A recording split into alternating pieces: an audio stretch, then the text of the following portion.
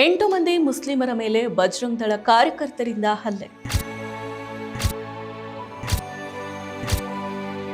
Bengali Muslim ವಲಸೆ ಕಾರ್ಮಿಕರ ಮೇಲೆ ಬಜರಂಗ್ ದಳದವರ ದರ್ಪ. ನಮಸ್ಕಾರ, ಎದಿನ.comಗೆ ಸ್ವಾಗತ. ನಾನು ಸಪನಾ. ಬಾಂಗ್ಲಾದೇಶದಲ್ಲಿ ಹಿಂದೂ ಅಲ್ಪಸಂಖ್ಯಾತರ ಮೇಲೆ ದಾಳಿಗಳು ನಡೀತಾ ಇರೋದು ವರದಿಯಾಗ್ತಾ ಇದ್ರೆ, ಭಾರತದಲ್ಲಿ ಮುಸ್ಲಿಂ ಅಲ್ಪಸಂಖ್ಯಾತರ ಮೇಲೆ ನಡೀತಾ ಇರೋ ದಾಳಿಗಳು ವರದಿಯಾಗ್ತಾ ಇದೆ. ಒಟ್ಟಿನಲ್ಲಿ ಹೇಳಬೇಕಂದ್ರೆ ದಕ್ಷಿಣ ಏಷ್ಯಾದಲ್ಲಿ ಅಲ್ಪಸಂಖ್ಯಾತ ಸಮುದಾಯಗಳು ಎದುರಿಸ್ತಾ ಇರೋ ಸಂಕಷ್ಟಗಳ ಅನಾವರಣ ಆಗ್ತಾ ಇದೆ. ಗಡಿಗಳು ಬೇರೆ ಬೇರೆ ಆಗಿದ್ರೂ ದ್ವೇಷ ರಾಜಕಾರಣ, ಸುಳ್ಳು ಮಾಹಿತಿ ಮತ್ತು ಧರ್ಮಾಧಾರಿತ ಅಸಹಿಷ್ಣುತೆ ಒಂದೇ ರೀತಿಯ ಪರಿಣಾಮಗಳನ್ನು ಉಂಟು ಮಾಡ್ತಾ ಇದೆ.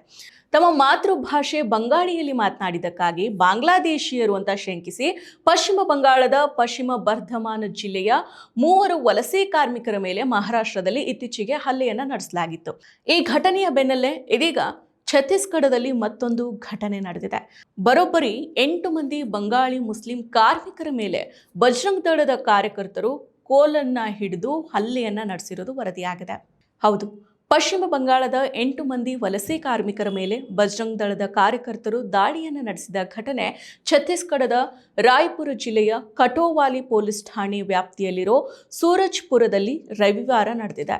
ಈ ಘಟನೆಯಲ್ಲಿ ಓರ್ವ ಕಾರ್ಮಿಕನಿಗೆ ಗಂಭೀರ ಗಾಯಗಳಾಗಿದೆ ಅಂತ ವರದಿಯಾಗಿದೆ. ಪಶ್ಚಿಮ ಬಂಗಾಳದ ಪುರುಲಿಯಾದ ಚೇಪ್ರಿ ಗ್ರಾಮದ ವಲಸೆ ಕಾರ್ಮಿಕರು ಸೂರಜ್ಪುರದ ಬೇಕರಿಯಲ್ಲಿ ಕೆಲಸ ಮಾಡ್ತಾ ಇದ್ರು. ವೇತನದ ವಿಚಾರವಾಗಿ ಕಾರ್ಮಿಕರು ಬೇಕರಿಯ ಮಾಲೀಕನ ಜೊತೆಗೆ ಮಾತುಕತೆ ನಡೆಸ್ತಾ ಇದ್ರು. ಇದು ವಾಗ್ವಾದಕ್ಕೆ ತಿರುಗಿತು.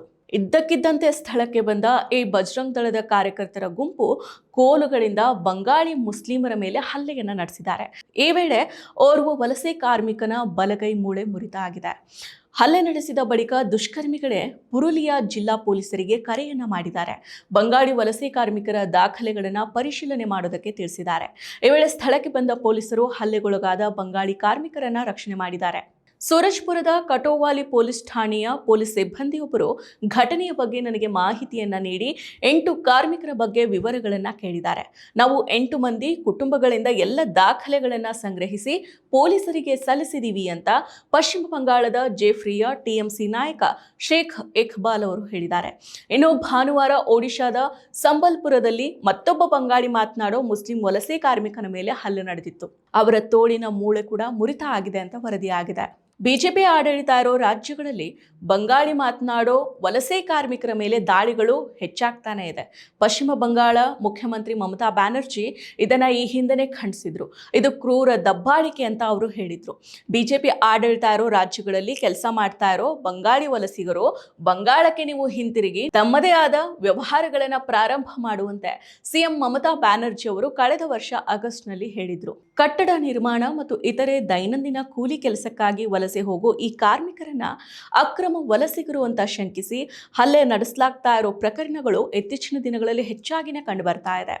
ಹಲ್ಲೆಗೆ ಒಳಗಾದ ಕಾರ್ಮಿಕರು ತಮಗೆ ಭಾರತೀಯ ಪೌರತ್ವ ಇದೆ, ಹಲವು ವರ್ಷಗಳಿಂದ ದೇಶದ ವಿವಿಧ ಭಾಗಗಳಲ್ಲಿ ಕೆಲಸ ಮಾಡ್ತಾ ಇರೋದಾಗಿ ಅವರು ಹೇಳ್ಕೊಂಡ್ರು ಕೂಡ ಅವರನ್ನ ಹೊಡೆದು ಅವರಿಗೆ ಅವಮಾನ ಮಾಡಿ ಅವರನ್ನ ಭಯಭೀತಿಗೊಳಿಸಲಾಗ್ತಾ ಇದೆ. ಈ ಘಟನೆಗಳು ವಲಸೆ ಕಾರ್ಮಿಕರ ಸುರಕ್ಷತೆ ಹಾಗೂ ಅಲ್ಪಸಂಖ್ಯಾತರ ಹಕ್ಕುಗಳ ಕುರಿತು ಗಂಭೀರ ಪ್ರಶ್ನೆಗಳನ್ನು ಎತ್ತುತ್ತೆ. ಇದೇ ಸಮಯದಲ್ಲಿ ಭಾರತದ ಹೊರಗಿರೋ ಬಾಂಗ್ಲಾದೇಶದಲ್ಲೂ ಕೂಡ ಹಿಂಸಾಚಾರದ ಘಟನೆಗಳು ವರದಿಯಾಗ್ತಾ ಇದೆ. ಅಲ್ಲಿನ ರಾಜಕೀಯ ಅಸ್ಥಿರತೆ, ಸಾಮಾಜಿಕ ಉದ್ವಿಗ್ನತೆ ಮತ್ತು ಧಾರ್ಮಿಕ ಅಲ್ಪಸಂಖ್ಯಾತರ ಮೇಲಿನ ದಾಳಿಗಳು ಮಾನವ ಹಕ್ಕುಗಳ ಸ್ಥಿತಿಗತಿಯನ್ನ ಮತ್ತಷ್ಟು ದುರ್ಬಲಗೊಳಿಸ್ತಾ ಇದೆ.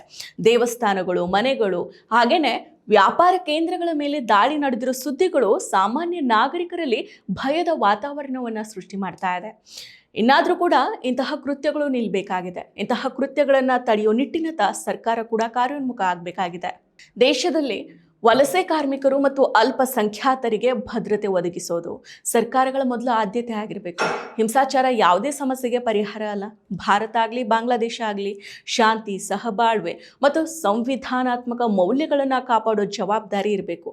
ಈ ಜವಾಬ್ದಾರಿ ಕೂಡ ಆಡಳಿತ ವ್ಯವಸ್ಥೆಯ ಮೇಲಷ್ಟೇ ಅಲ್ಲ, ಸಮಾಜದ ಪ್ರತಿಯೊಬ್ಬ ನಾಗರಿಕನ ಮೇಲೂ ಕೂಡ ಇದೆ. ಮತ್ತಷ್ಟು ವಿಶೇಷ ವಿಡಿಯೋಗಳನ್ನು ನೋಡಲು ಮತ್ತು ಹೊಸ ವಿಡಿಯೋಗಳ ಬಗ್ಗೆ ತಿಳಿಯಲು eDina.com ಯೂಟ್ಯೂಬ್ ಚಾನೆಲ್ ಸಬ್ಸ್ಕ್ರೈಬ್ ಮಾಡಿ ಮತ್ತು ಬೆಲ್ ಐಕಾನ್ ಕ್ಲಿಕ್ ಮಾಡಿ.